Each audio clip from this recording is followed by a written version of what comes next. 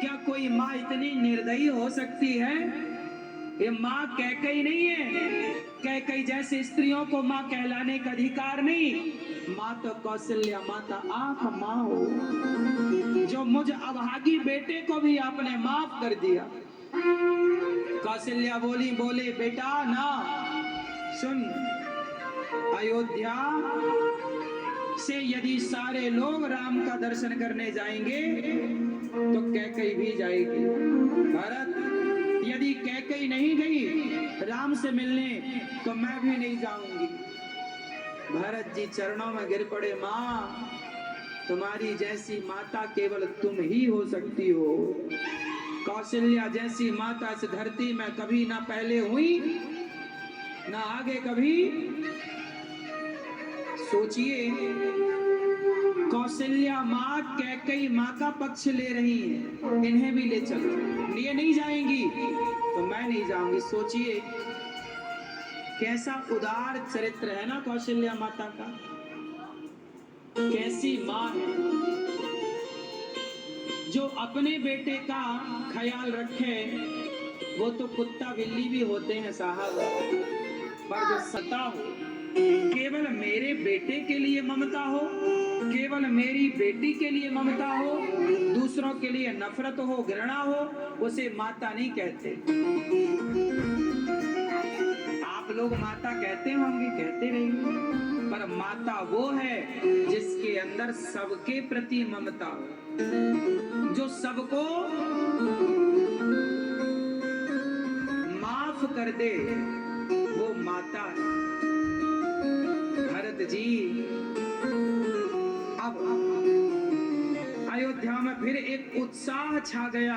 चलो राम के दर्शन करने चलेंगे, मनाएंगे। सबको लग रहा राम जी आ जाएंगे और अच्छा राम जी राजा बन जाएंगे।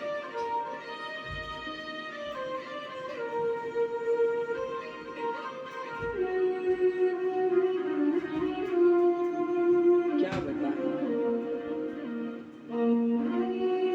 भरत जी,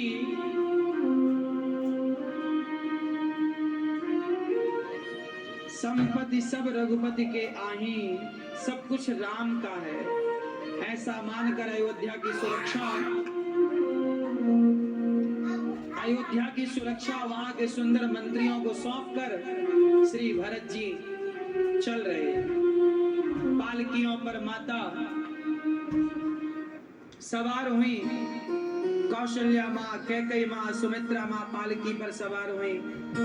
सेना चली, गुरुजनों के लिए सुंदर पालकी बनाई गई। वशिष्ठ जी और सब चले, भरत जी पैदल चले। सबके लिए हाथी घोड़ा पालकी है, पर भरत जी के लिए वो पैदल जा रहे हैं। लोगों ने कहा कि भरत जी आप रथ पर चलिए। भरत जी ने कहा ना, मेरे राम पैदल गए हैं तो मुझे तो सिर के बल चल करके जाना चाहिए। इस तरह की उदारता भरत जी। तमसा प्रथम दिवस करिवासु,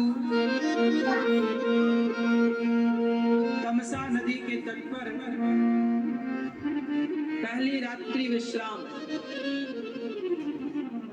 फिर आगे चले निषाद राज। निषाद ने सोचा कि शायद भरत जी राम पर आक्रमण करने जा रहे हैं, तो निषादने जा रहे हैं भरत जी।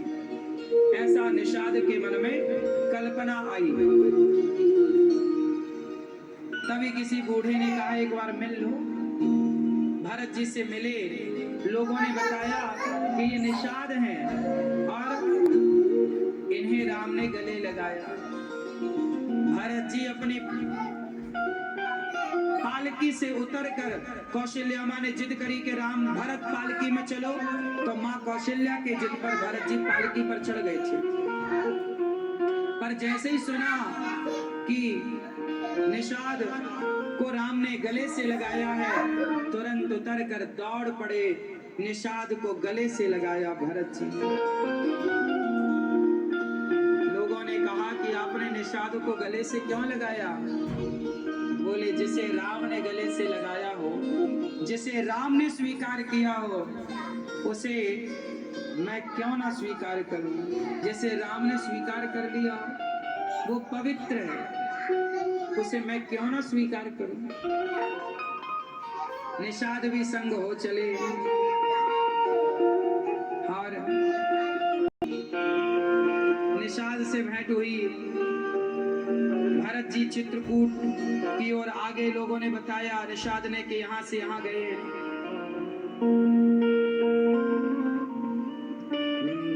जहां राम जी ने विश्राम किया रात, निषाद राज जी के यहाँ एक पेड़ बड़ा, उसके नीचे राम रात गुजारे थे ना, तो निषाद राज ने उस पेड़ के नीचे वो घास जस की तस संभाल के रखी कि यहाँ राम रात सोए हैं।